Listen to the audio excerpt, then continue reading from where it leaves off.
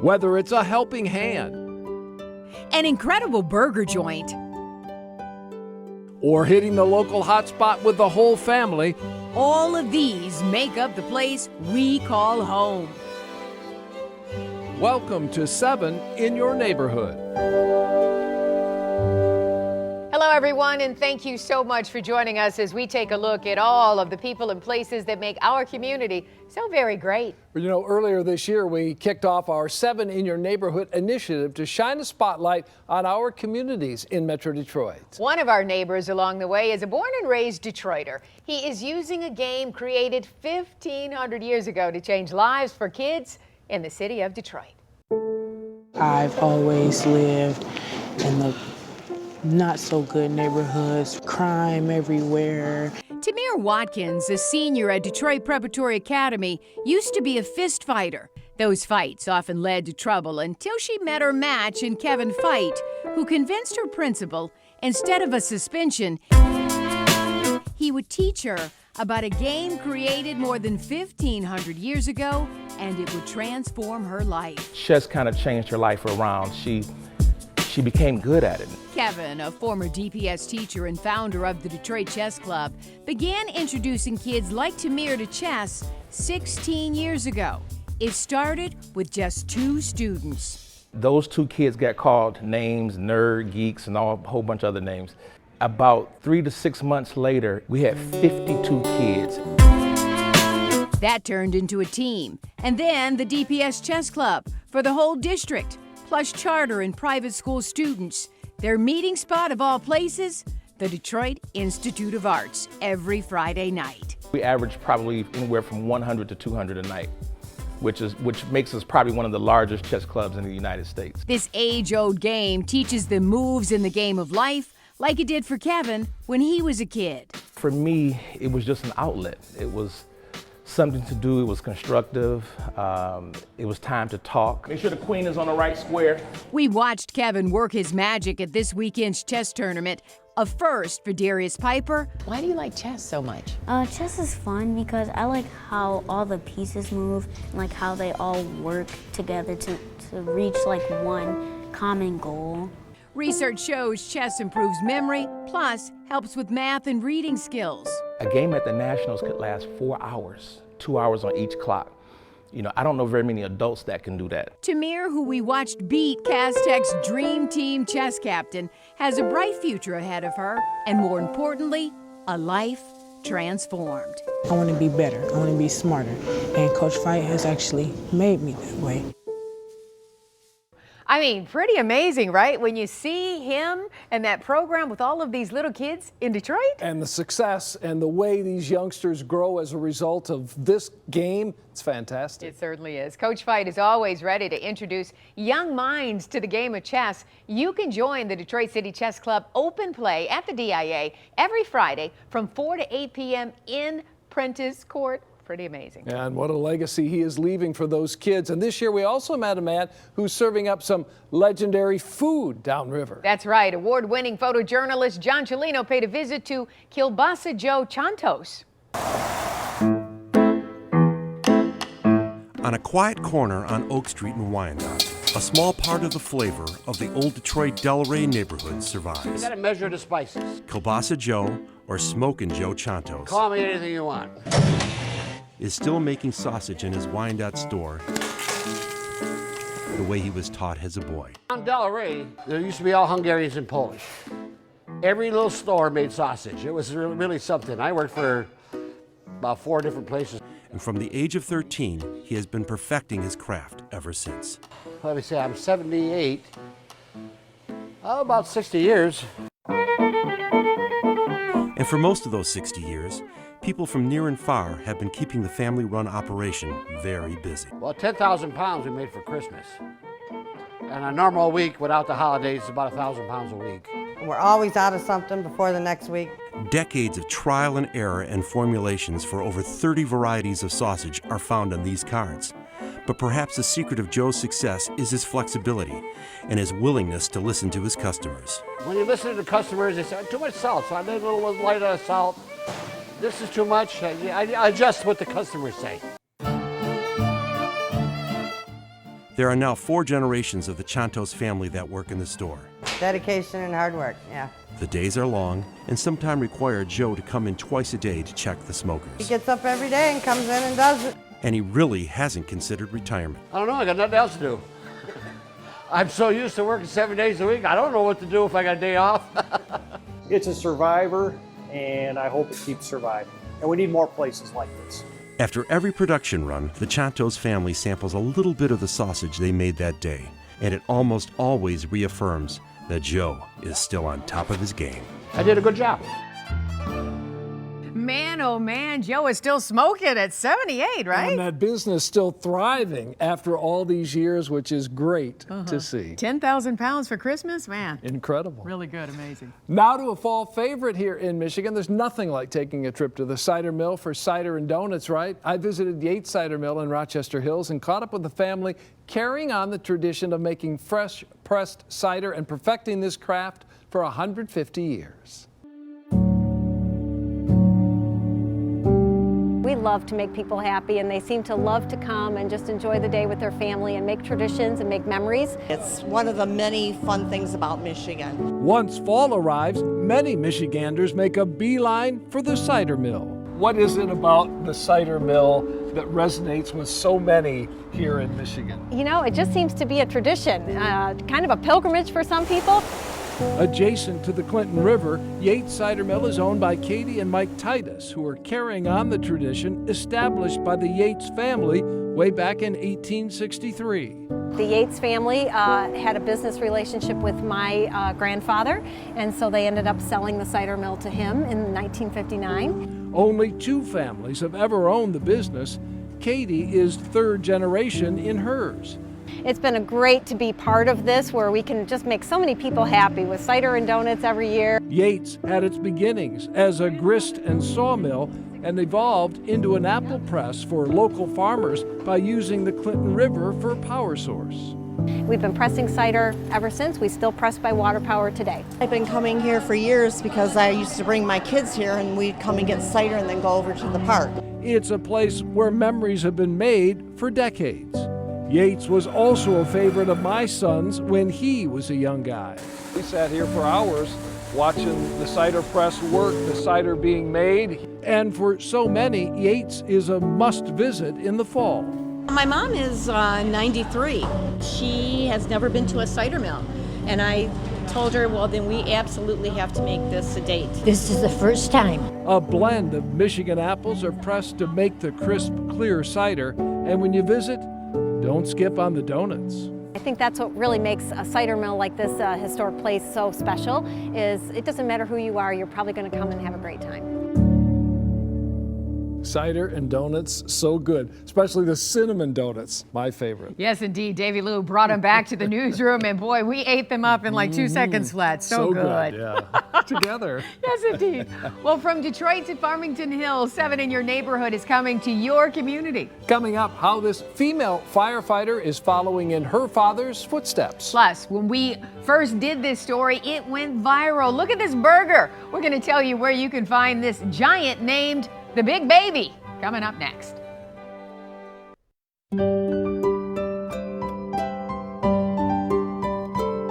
Social media is a huge part of the world we live in, of course, and we've made it our mission to share our neighborhood stories with you on Facebook. Now, this one about a Detroit burger joint was viewed 1.5 million times and racked up nearly 3,000 comments, if you can believe that. Photojournalist John Cellino introduces you to the man cooking with love at this local East Side hotspot. Everything you want to eat on just one sandwich. I want it to be different. On Harper near Van Dyke, the Food Exchange is a small restaurant. Yes, I'm a neighborhood place. That serves a burger so legendary. Oh yeah, the Big Baby? That sucker big. It has its own name. This is a Big Baby. That is a burger. For real. You got a pound burger, you got 3 ounces of corned beef, you got 3 slices of cheese, you got lettuce, onion, ketchup, mustard on an onion roll bun. You know what I'm saying? It's a sandwich, not a sandwich, a sandwich. The Food Exchange and the Big Baby are the creations of Chef Bruce Harvey. And wasn't no loan, no grants, no nothing. This is hard work, every day open, it never closed. The restaurant is one of the last to remain open on this section of Harper. From Gratiot to Van Dyke, I'm the only store over here on this side. I want the neighborhood to be able to eat a good burger. Oh man, that's one of Detroit's finest. You want your good burger, you better come up in here and get you one. Ain't nothing like home with big babies. And for almost 20 years, fans of the Big Baby have been coming back and bringing friends. Oh, man, living up to it. I'll be back. The Big Baby burger is made from love. Can't no one copy that style. All of Bruce's business is carryout, and everything he prepares is to order. You call in, that's when your burger come on. Bam, just like this. So order ahead, or there'll be at least a 20-minute wait. But once they get the food, they see the love and they'll come back, you know what I'm saying? Because it takes a moment to cook. You can't just rush perfection. Perfection that includes time on the flat top, a hit of steam, and lastly, a kiss from the char broiler. So I love to see the smile on the people's face. I'm an old person and young people person. I just love to see the smile. Yes, indeed. That's what I need. Bruce's love of cooking is from his grandma, and the Food Exchange restaurant is the fulfillment of a dream. If a dream is work, then that's what I'm living. Get your own Big Baby, you know what I mean? So good, right? Oh yeah, it makes you want one right now, right? And you can tell Chef Bruce really loves his community. You can find the Food Exchange on Harper between Gratiot and Van Dyke on Detroit's east side. Yeah, you certainly got to visit that one, right? Well, right now we want to introduce you to a firefighter whose family has played a huge role in her career. Kayla Gefford is following in her father's footsteps by serving the community of Farmington Hills. I get to do a job where it's so much bigger than myself. I think she brings a very high skill level, a lot of devotion, and a lot of commitment for the role. The most rewarding part of my job is working with the community and just trying to make their day just a little bit better. This hometown hero found her calling and is proud to live and serve in Farmington Hills. Oh yeah, what a remarkable story about a father and daughter making a difference in our community, right? They put their lives on the line each and every day. We certainly celebrate them both. Good job, Dad. Yeah, indeed. Coming up next, an Allen Park bakery keeping a family tradition in the present by making a tasty old world pastry for decades in the Downriver community. Wait until you see the unique way this homemade delicacy is prepared.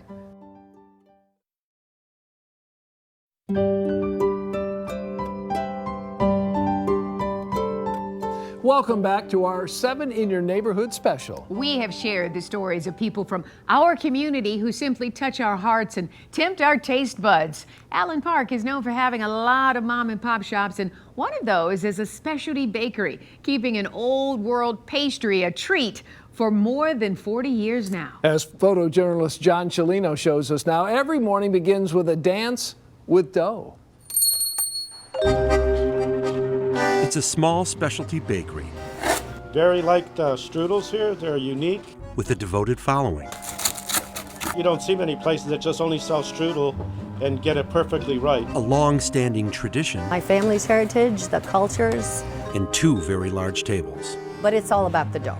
And every morning, the Hungarian strudel shop begins each day with a dance. The dough leads. So the rest is now hand-stretched.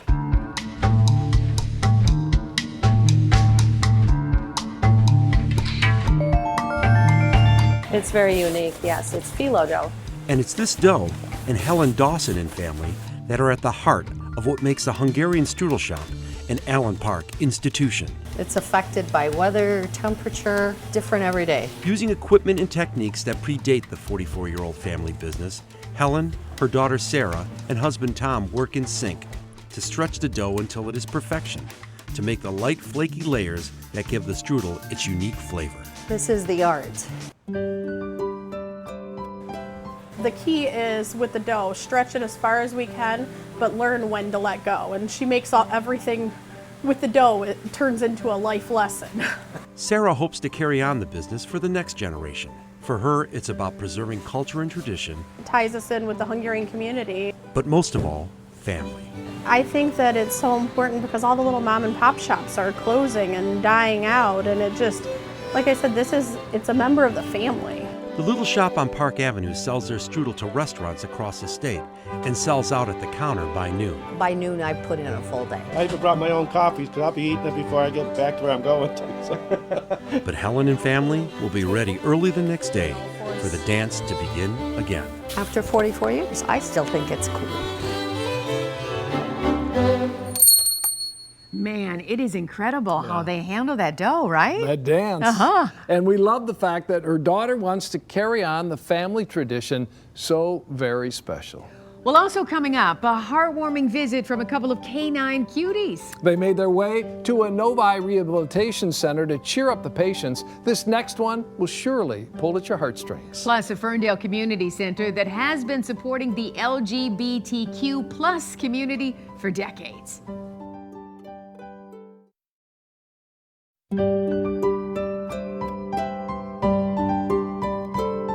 Welcome back to our 7 in Your Neighborhood special celebrating the people and places in our community. In September, we made our way to Ferndale and visited a nonprofit serving the lesbian, gay, bisexual, and transgender community since 1989. Affirmations is a center opening its doors for the community to find acceptance and support in a safe place. Welcome to Affirmations. Its mission to be a welcome space for all people of all sexual orientations, gender identities, and expressions.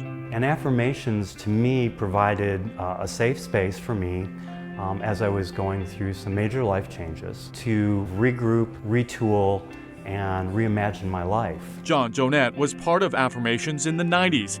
He then moved away and came home to Michigan and took on a group leader role at the center. This is an entry point for so many people coming out. Our youth are particularly vulnerable to discrimination in our community. He is now the Director of Development at Affirmations, a place for all ages and where you can find acceptance without judgment. We're here to support you moving forward as a person and really living your authentic life. In 2018, 30,000 people came to the center for events, activities, and programs. The nonprofit thrives with help from the community. The volunteers really are the core of how we deliver services. I wanted somewhere where I could be completely myself. Michael Hovey kept it private that he was gay his whole career. It's been a struggle through my life to do what I wanted to do and at the same time be who I am. 2 years ago, Hovey retired from his job. And when I finally retired, I made a beeline for this place. Volunteering and helping others find their own way. That's what people find here, a listening ear. Ferndale has the highest concentration of LGBTQ plus people in the state, but Affirmations serves all of southeastern Michigan. It's not just that we're serving the people who walk in our doors. We literally are serving the whole community. Affirmations, creating a safe place for everyone. We're an oasis. We're a place to come and feel comfortable and refreshed. Yeah, beautiful place indeed. Yeah, so important, right? Finally tonight, 7 in Your Neighborhood is not just about the people in Metro Detroit. How could we forget about those furry friends? You know, the ones who bring a bit of unconditional love to people in need, especially our seniors who sometimes can't verbalize it, but they need it the most. John Cellino takes you along for one special visit by some canines who make all the difference in the world for those lucky enough to get a visit. Most people, they see the dogs coming and they have huge smiles on their faces. In the halls of the Maple Manor Rehab Center, Milo and McDuff are friends to all they meet. I think they're beautiful. The Pet-a-Pet ambassadors visit 3 times a month, and their job objective is clear. It makes us feel good for the day, you know. That's the reason why I think dog is the best animal in the world. It doesn't sound like much, spending 5 or 10 minutes petting a dog, but it makes a really big difference to them. Milo, the tricolored collie, didn't have an easy start. He was born blind and was adopted by the Volkers, who recognized his talent for connecting with people. I think it really lifts up her spirits. She likes petting the dogs, and I think it brings back memories of when she used to have her dog. Through the Pet-a-Pet Club, dozens of dog lovers like Giovanni Melisari are benefiting from visits to facilities like Maple Manor all across Metro Detroit. I love dogs. These are 2 beautiful, fantastic animals over here, you know. God sent us this creature for us. Look at this, to pet him and to love him. Here's Milo. Remember Milo? A dog is unconditional love wrapped up in a furry, four-footed package. They might be very angry, they might be very sad, they might not even be verbal, and then suddenly the dog arrives, and all of that can change. Milo and McDuff, like other dogs in the Pet-A-Pet Club, are evaluated and certified. But first and foremost, they are family pets. And in Milo's case, have the ability to see just a little bit better than most. Dogs see you. They see you as you really are, and they love you. And I think that's why it's so important that people have the opportunity to connect with them, because dogs remind them of who they are.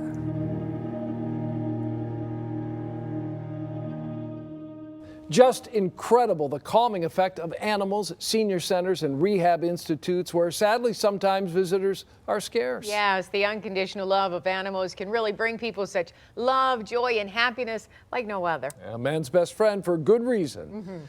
So it's been amazing to see so many great people and places in our community. And we will share many more through our 7 in Your Neighborhood visits. We thank you so much for joining us. And if you have a special place in your community that deserves recognition, please let us know. We have added a link on WXYZ.com/7 in Your Neighborhood. Until next time, when you see our Channel 7 trucks and crew pulling into your neighborhood, we wish you peace and safety in your community.